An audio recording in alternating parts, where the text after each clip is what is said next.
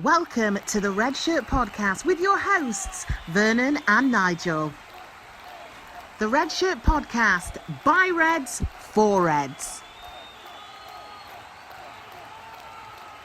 Hello and welcome to this week's Red Shirt Podcast with Vernon and Nigel.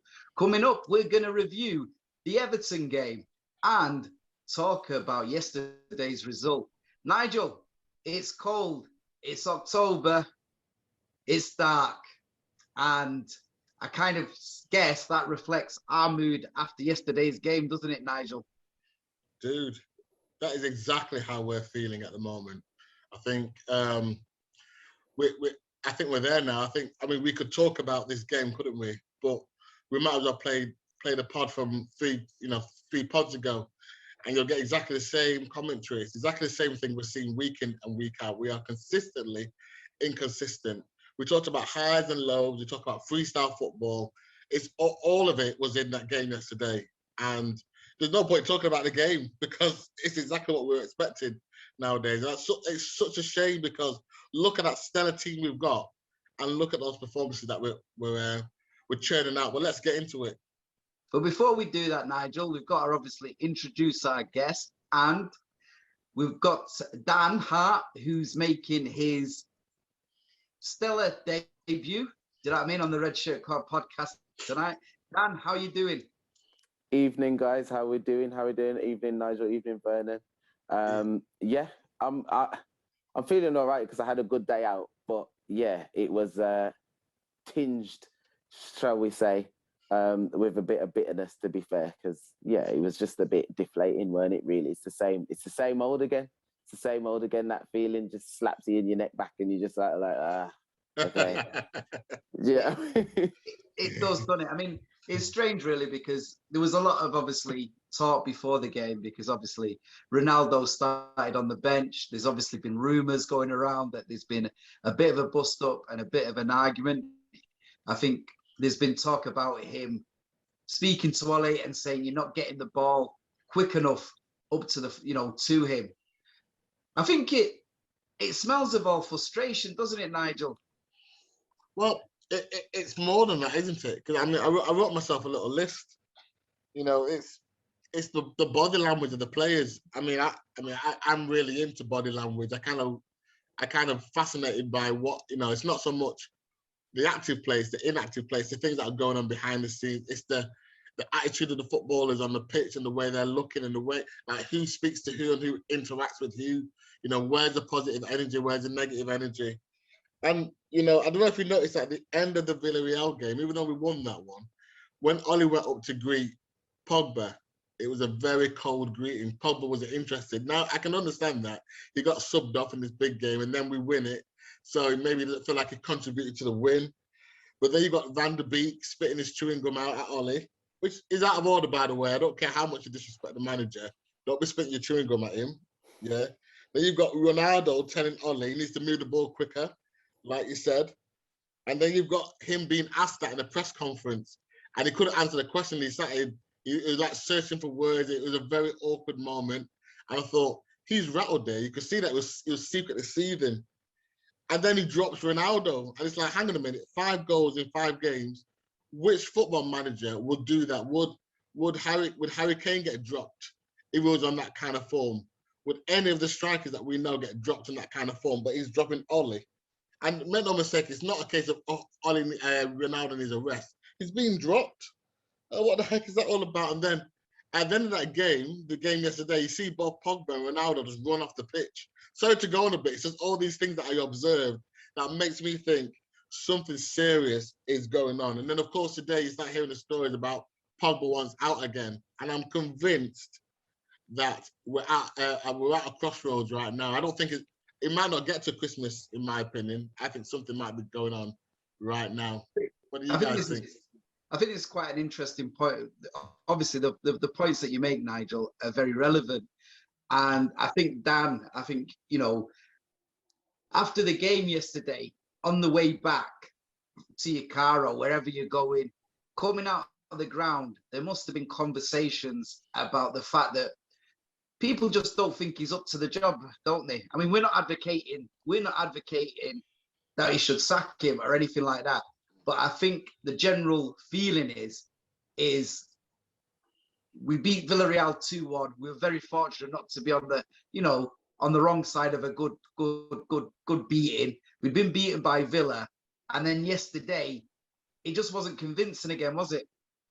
Not at all, not in the slightest. And I think you're absolutely right in the sense that I think even now, your moderate fan then who was neither in nor out in terms of #Ollie in, #Ollie out, right? But that, like myself, then I would describe myself to be a person who I firmly believe that Ollie's actually earned the right to still be in the job at the moment. If you really kind of go through the timeline of his tenure so far, there's been certain moments or certain,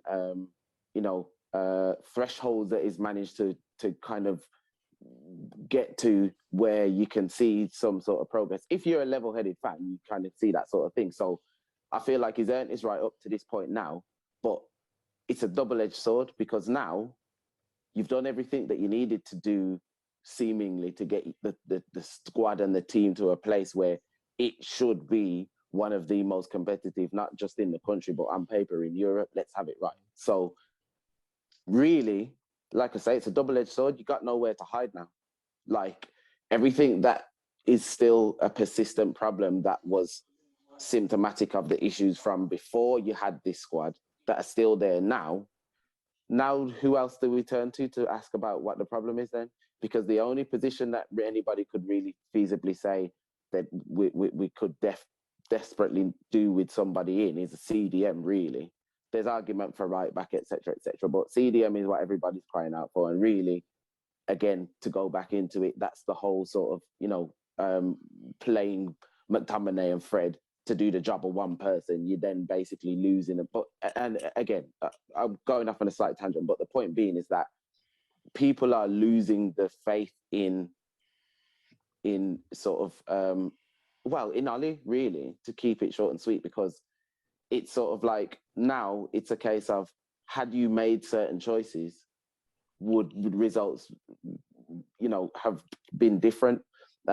And that's where it comes down to the seat of the manager. That's what you're there for. At the end of the day, you're there to know and understand your squad and know who might affect the game in a certain way, know who might bring a different influence to have the team playing in a different way. So when you see something unfolding on the pitch, whether it's we still haven't started with any tempo, or we're getting overrun in midfield, or, we're overloading up on counter-attack, do something with the squad, especially with the squad that you have. Do something that might actually have an influence on the game. Like for like substitutions, ain't cutting it. Does that make sense? Oh, And so, yeah, you make a great point. Yeah. Sorry, and you just reminded me of we spent 70 million bringing in Sancho because for 2 years we're crying about the fact that we haven't got any strength down the right side. We need a right side. The right-hand side winger to get those balls in. So we spend 70 millions and buy a right-sided winger, and then we play him on the left. And so that's why you're absolutely right, Dan. It's these little decisions that Ollie are making that are so odd that you begin to lose faith, he's beginning to lose credibility. And I think that's the problem Ollie's now facing. He can actually, Sancho can play on the left, and he has played on the left for Dortmund. Of course he can, but he's a right-sided winger. But I think the point is, sorry. The point is, I think personally, is we're no clearer on our pattern of play. We're 3 years, 4 years down the line, and we're you look at City, you look at like Chelsea, and you look at Liverpool.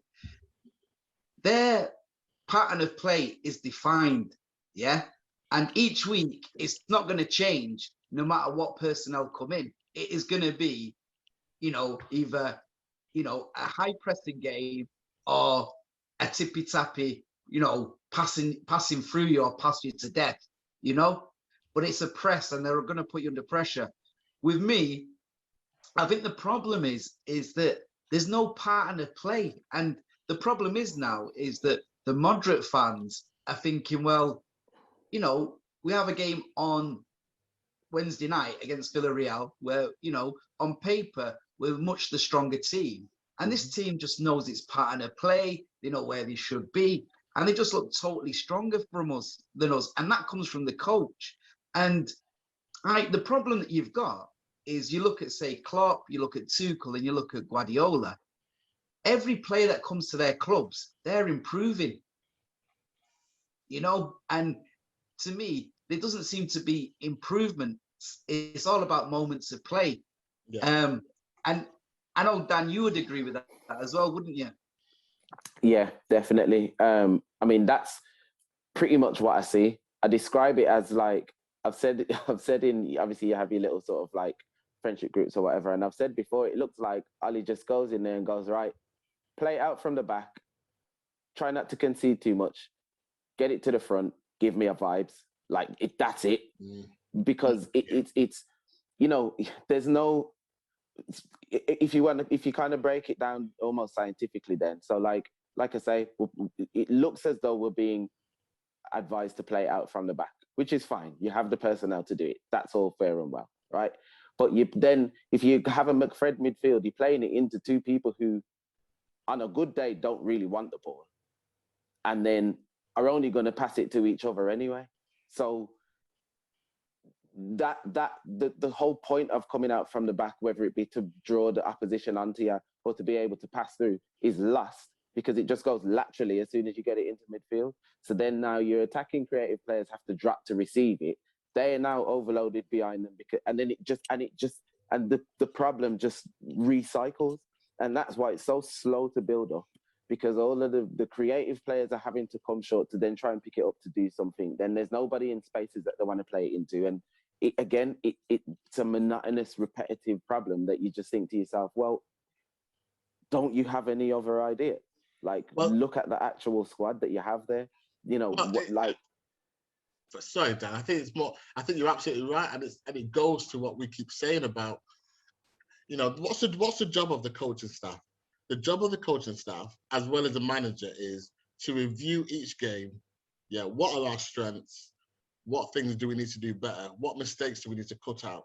So as soon as you see the scenario you describe, which, let's face it, is every single week, the coaching staff have got a job to do. If you and I, as Billy No Sense, can figure out that there's an issue with the midfield with Matt Fred, it just doesn't work, and that perhaps you need to be a bit more creative with that midfield, you should at least be pointing out why it's not working to Fred and McTominay. But the fact that they keep coming in week in and week out and doing exactly the same thing means the coaching staff are just not doing their job. It's a dereliction of duty to not tell that midfield that they're not doing their job right and how to help them to do better. Do you think Pep stands for this? Pep knows how to drill his midfield. He knows he's not played with a striker for 2 years and he's still banging in 100 goals a season because he's a coach first. It's like, it's driving me balmy how we've got zero coaching in that club. And it's costing us now. I mean, I think it's a very good point, because I think there are two sides to the coin. There's two sides to the coin, and obviously you look at like the team that Ollie came in and he inherited, and the mood that he inherited. Now that's all changed. Yeah, he's got rid of the players that we all spoke about, which we needed to get rid of.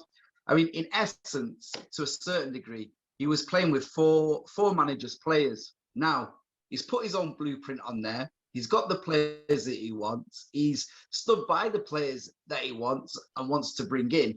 Now, the problem for me is you can see the problems. You can almost envisage and predict the results each week on the opposition that we're going to play.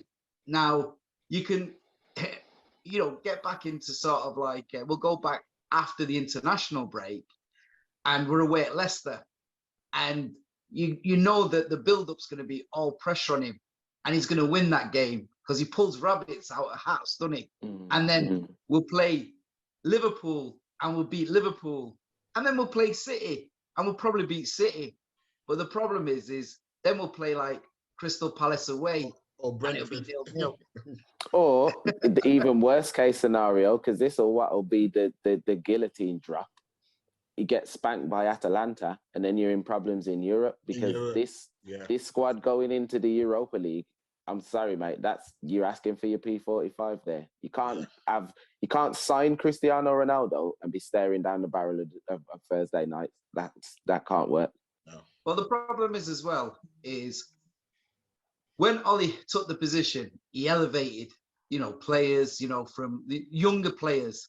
Now that brings a lot of loyalty because they want to stay in the team, and you've actually brought them in to the team. I mean, you got to remember that the feeling that was so bad under Mourinho that there was only Matic that gave him backing out of the whole squad. So the feeling was really bad there. What's happened now is you've got older, established players. And if you're not convincing them, they're going to be in Ed Woodward's ear or, Matt Judge's ear and saying, look, this ain't working. I think that's what it is. Sorry to interject. I think that's what it is when I mean, I'll be honest, I hadn't heard about the Cristiano Ronaldo rumors with regards to, what is allegedly said. But if it's true, you've got to believe it, because you can imagine somebody of his stature and of his influence and of his, he's not, like you said, if what he has said when he arrived is to be believed, he ain't coming here to mess about. So if he's coming here seeing another Maurizio Sarri situation, he's definitely going to have a word, especially when the ink's just dried on your contract. I'm not coming here to get fourth and be happy with that come May. Like, do you get what I mean? And so I think that, I would, what I kind of hope, and this is not, in direct sort of detriment to Ali, etc., but what I would hope, and again, like I say, speaking more broadly for the wider direction of the club, is that Matt Judge and Darren Fletcher and Ed Woodward are having a conversation about, okay, do you know what? This is the next 5 games. This is the benchmark. We're speaking to whoever if it needs to change, because like I said, the bigger picture is we literally have to get at least, and even that is not enough, but we have to get at least qualification for Champions League, because you cannot drop out into the Europa League with this squad. It's absolutely unacceptable. That your season's pretty much shot already, if I'm honest. And I know that sounds a bit more doom and gloom than how I probably intend it to, but I think it's that serious. I do. Yeah.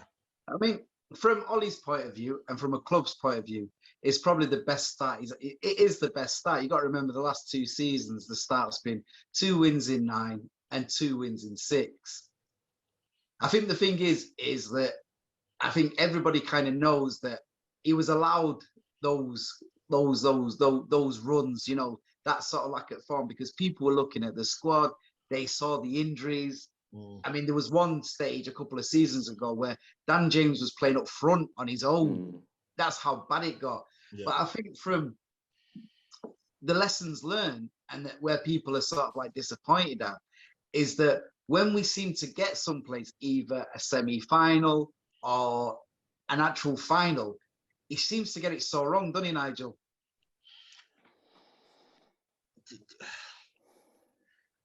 It's so bizarre. It's just so bizarre how like you said, he's had these years whereby we've allowed it, because we understand it's an apprenticeship job.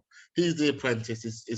His colleagues are apprentices, so we've given them a lot of rope and allowed him to develop his team, allowed him to get rid of players. It's that famous saying, "What gets you here may not take you there." And no 2 ways about it. He's done a great job getting us here. Finishing second last year was a masterstroke. It was a miracle. So credit where credit's due. We want a bit Ollie in. We want to give Ollie all the kudos. We want this project to work. We've tried the elite manager. We've tried the elite coach. Neither of them worked. Now we've got one of our own leading. With Darren Fletcher upstairs and everything else. We want this to work. But I think the reality is fans are eyes wide open. We're not eyes wide shut. We love the club. We love and the club comes first. So we've got to ask these difficult questions. We've got to look at the situation and think, is it going to change under Ollie? And we've seen the fact that he's loyal, and we've seen the fact that he's very stubborn. And, I don't know who's advising him now, but is it going to change? And it needs to change, and change very quickly. The reality of seeing Ronaldo running out on a Thursday night, like Dan said, is just not going to happen. So the fact that we've signed Ronaldo has changed the game. The fact that we signed Cavani really last year changed the game because now you've got elite stellar players at your club that won't stand for mediocrity. And so, of course, 2 weeks in or 3 weeks in, and already Ronaldo's saying, hang on a minute, mate, this is mediocre. And this is not what I've come here for. I've come here to win the league as standard. And I'm not seeing anything that convinces him that, the players are going to win that league. So it really is now or never. It really is that serious. I totally agree with you all. Well, I think for me, the major problem is that he doesn't seem to be too sure on his formation. He's changed his formation a couple of times. I think we all kind of like, you can go back to sort of like the West Ham game and the Wolves game, especially the Wolves game in particular, where Fred and Pogba played in the midfield together, and there's too many gaps. It's just too much of a passive midfield. I think, again, you go back to Wednesday night, he played Pogba and Fred, and you could see that they were going from front to back so quickly.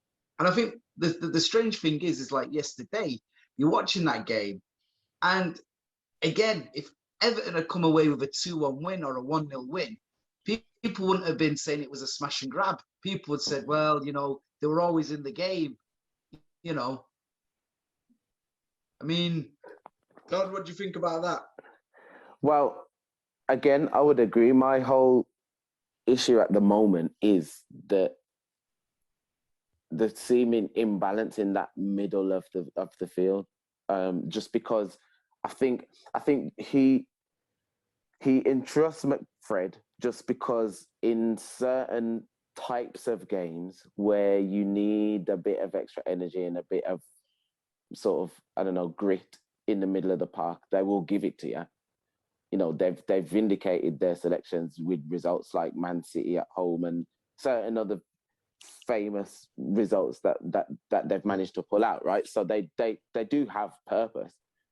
But when you need more, you only have to look at the options that you have in as midfield selections, and you have to question, well, there's a lot of other stuff that you can do. There's a running joke again in one of my groups, just because I keep having faith that one day Donny van der Beek will pop up in the middle of the park, and just purely because he will be able to give you something else that you're not getting out of McTominay and Fred. Like I say, it's even if it's the difference of he can move quicker with the ball, he receives the pass better. He's not scared to receive a pass in tight spaces, and he sees a pass. So, okay, you're maybe going to lose a little bit in ball recovery, but you know that when you do turn it over, you've got somebody that will see a run. You've not got somebody looking for somebody beside them just to get rid of it because now I've won it back. Do you get what I mean? And so to move on with the point is that, like, for example, when he's gone, first and foremost, I was surprised that he chose the Villarreal game to deploy a 3 in midfield with McTominay trying to sit. I didn't think that was the fixture that he would have tried to do that. I expected to see that against West Ham in the League Cup, and he still went with the 4-2-3-1. So that was the first thing that was alarming for me. But again, for me, if you're going to do that, you need a specialist in that 6. McTominay, unfortunately, isn't disciplined enough to hold his position there.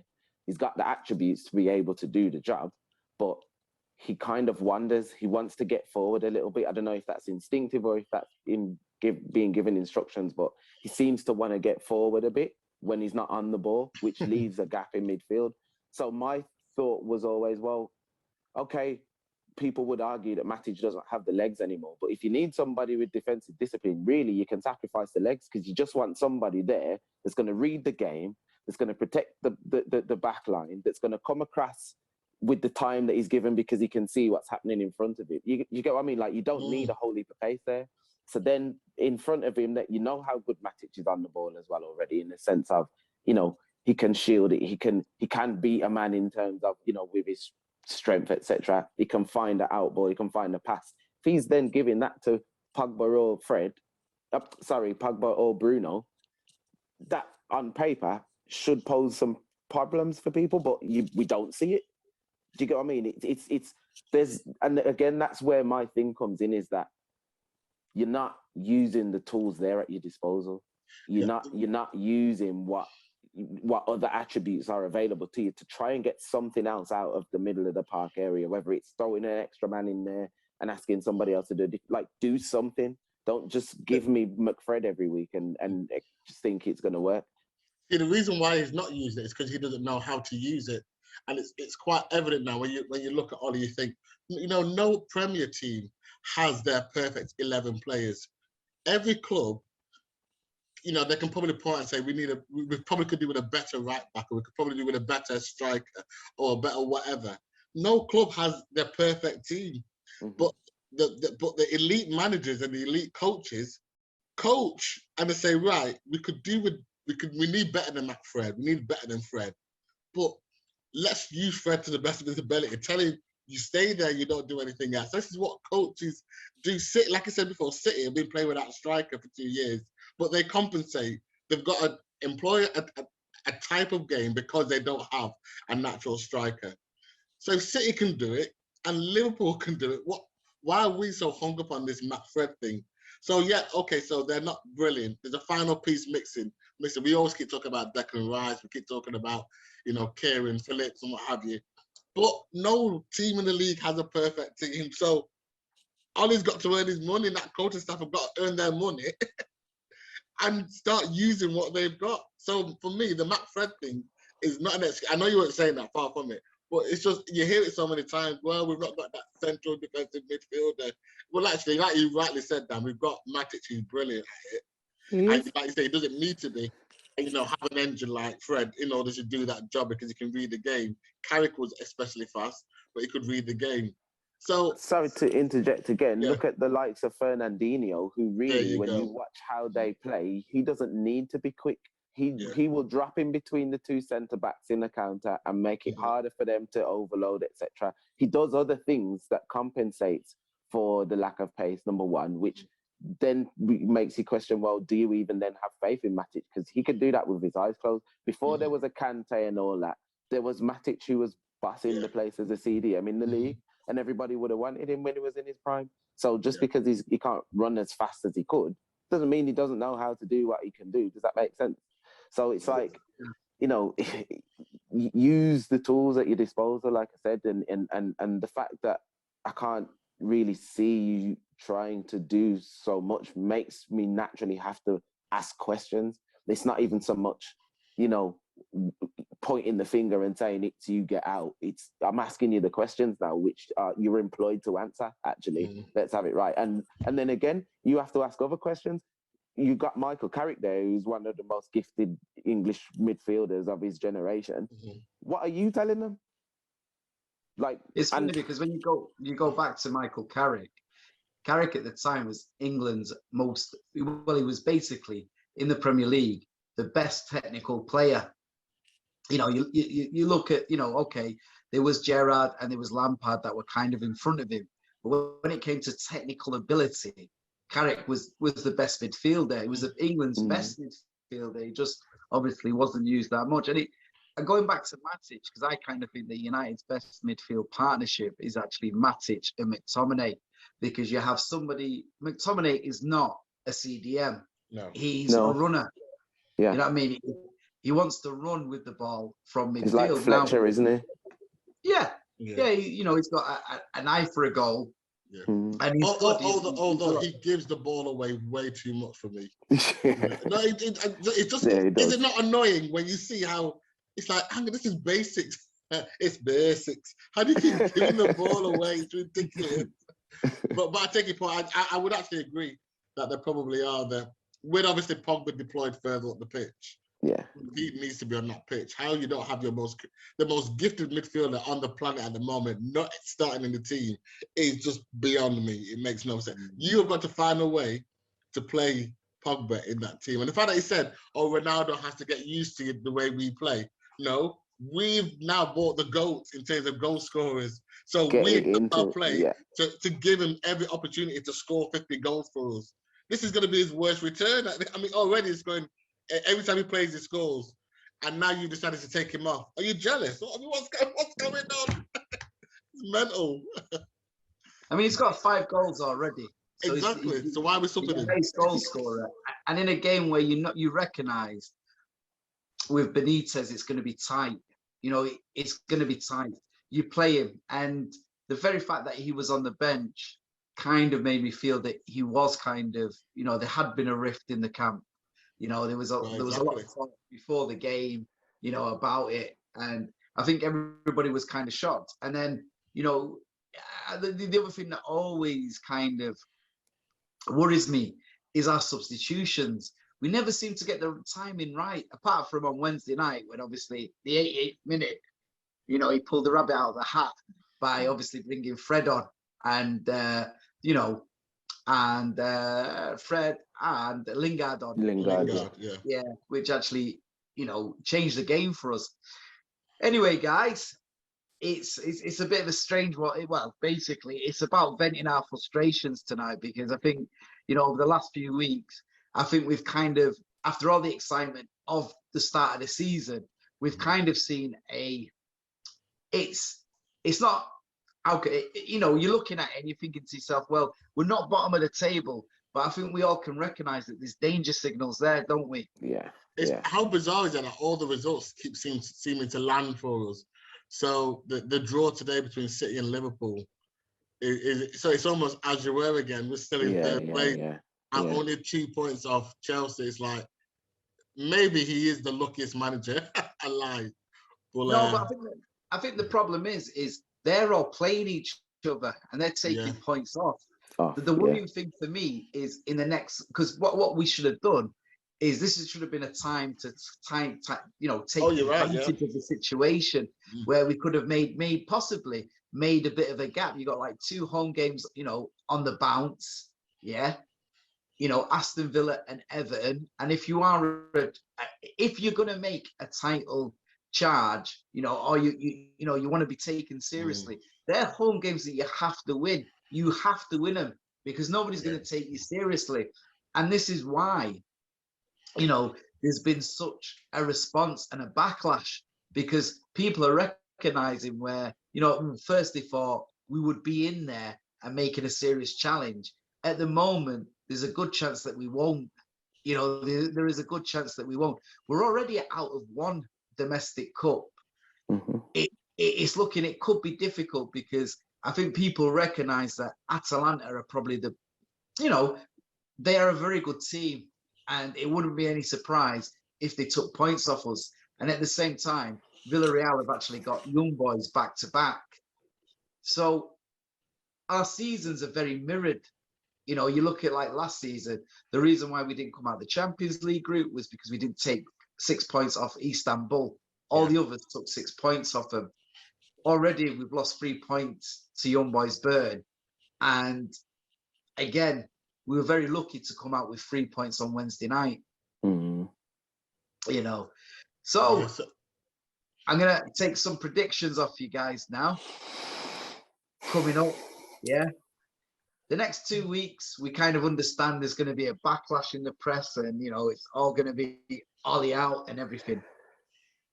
Do you see him surviving the season? I think it's a bit of an ambiguous answer, but I think that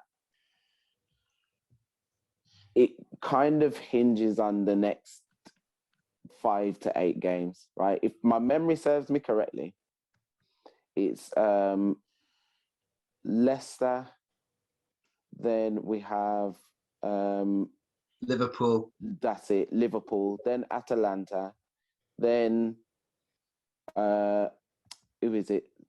It'll be Liverpool. And then we've got someone, then Tottenham, then Atalanta again, then City, then Watford.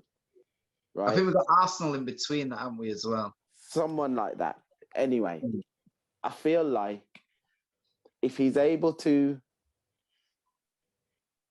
firstly, you got to beat you have to beat Atalanta. You need 4 points out of Atalanta.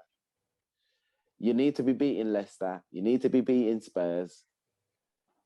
I think people would accept, as a result, a draw out of Liverpool and Man City. I think any less than that, I don't think he gets past Christmas. Because I think if you lose too much ground in them games, that's the Champions League and the league gone already. You haven't even reached the second third of the season.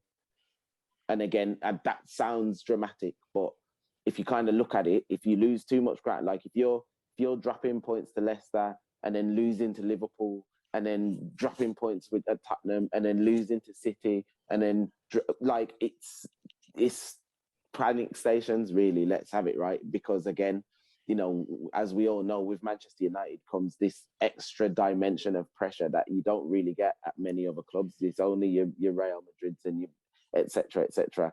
There's that extra dimension of pressure. So, you know, it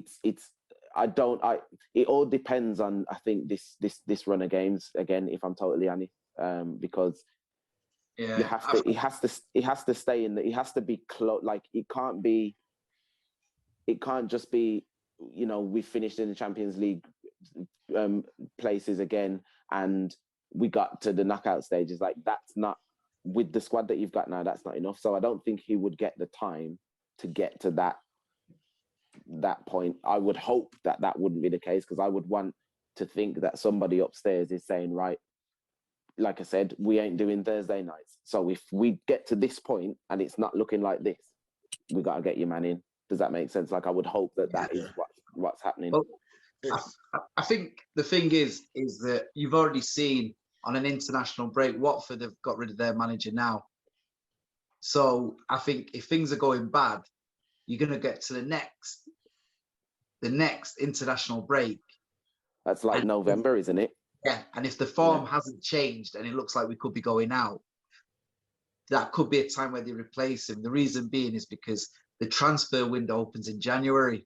Mm-hmm. So they ain't going to trust him, you know, with any more money. It'll be like, well, are we going to, you know, replace him? And if we are, what does this guy want? What tools does this guy need? Mm. So Nigel, coming to you, what do you think? Yeah, so it's really, really fascinating, because I've kind of written down three things. We've got the project, the Ollie project. Obviously, weighed it up against results, which obviously we're in a results business. And then this X factor, which is Ronaldo. So you remember when Ronaldo turned up, how much percentage were on our share price? And the Glazers were absolutely over the moon, because they'd already paid for Ronaldo and a profit and everything all in like 5 seconds. It's the best bit of business they've ever done. You can't have an upset Ronaldo. So that's the first thing. Well, this project has been 3 or 4 years in the making. Like I said before, we've tried the elite manager, Mourinho, didn't work. We tried Fergie's that didn't work. We tried the studious coach, that didn't work. Now we feel like a family club. Now we're likable again. It's a good feeling around the place. Everyone's rooting for Ollie. Even now, everyone's rooting for this guy. So there's that whole project thing. And like I said, his friends are up above him and everything. So it's a really difficult thing just to replace him with, let's say, a Conte or, you know, someone like that. And then you've got the whole idea of, well, now Pogba's making noises. He wants to leave again. We knew he wasn't going to sign a contract anyway, but the fact that it's now spilling out means that it really looks like Ollie's losing controls. But we are in a results business, and you know what? Every year we normally do well against the top 6. Some years that might not happen. You know, it's not a divine right. We can expect, we're going to do well against the top 6. Sometimes it's just not a divine right. Suppose we get spanked by everybody this year. Suppose we get spanked by, because I don't know if you watched the game today between City and Liverpool, but that was a very good game of football. Very techy game of football. We might get spanked by them both. In which case, like you both rightly say, we could be out of. We could have not only have we lost one opportunity for silverware, we may have lost 2 or 3 by Christmas time. How valuable is that project now? And if Ronaldo spits his dummy out and down tools, and he's talking about, well, I don't have to stay, I can cancel my contract and go, then the share price gets wiped off. The Glazers won't stand for that. So there's a lot of moving pieces at the moment that, to be honest, Ollie was so naive in not seeing. And, you know, people at United who get paid a lot of money should have seen all this coming and should be trying to manage it. And now, and not allow Ollie to play silly games like, I want to show Ronaldo who's boss. Because let's have it right. We all know that's all that was. It was like, I want to show Ronaldo that actually I'm the boss around here. And it's blown up in his face. And now there's even more pressure on his head. And actually, you know, no one's bigger than the club, but the Glazers love money. Ronaldo brings X amount of £1 billion in additional share price money to the club. So there's a lot of moving parts then. There is a lot of moving parts, and it's interesting because obviously we got 72,000 against West Ham, which was an amazing crowd for the the third round of the Carabao Cup. And what happens? West Ham go through, and then they draw City in the next round, which would have been amazing for the City. Spicy, yeah. Absolutely. You know, and another sellout, and another 2 or 3 million plus how much money in TV money. Yeah. You know, and this is the thing, when you're paying the salaries of some of these players, which we are, and we know that they don't go cheap, these are the things that you got to be in, you know. So, guys, before I wrap it up, I mean, obviously it's been a bit of a strange one today. We've changed it, but we thought we had to gauge the mood of how we all feel, you know, after yesterday's game. Dan, I'd like to thank you so much for coming on, and I'd love for you to come back on again. It's been a pleasure. Thank you guys for inviting me on. Yeah. It's been a pleasure, man. It's good to express sometimes. Sometimes you need to get it out there, man. So no, I appreciate the opportunity to come, and I'd love to come back on whenever you're ready. So it's all good. Thank you very much. This month, obviously, is the start of Black History Month. So obviously, what we would like to do is celebrate all the black players that have played for United in the last, the last 100 years, because there are black players that some people haven't even realised have represented the club. So obviously it's an important time, Black History Month, and also for everybody else to acknowledge some of these players and some of the great players that have actually played for the club. So obviously just look out for our graphics in the next couple of weeks. And also there will be a special coming up on black players that have represented United in, for the club. I can't wait. I think that's going to be a brilliant show. I mean, I'm already getting goosebumps thinking about some of the greats that have played for United. Oh, it's gonna be good. It's gonna be good. It is. So I'll start again, Nigel. Love football. Keep safe and keep that red flag flying. Good man. Cheers, guys. Cheers, guys. Take it easy. Take it easy. The Red Shirt Podcast, by Reds, for Reds. Don't forget to like, follow and subscribe to the Red Shirt Podcast.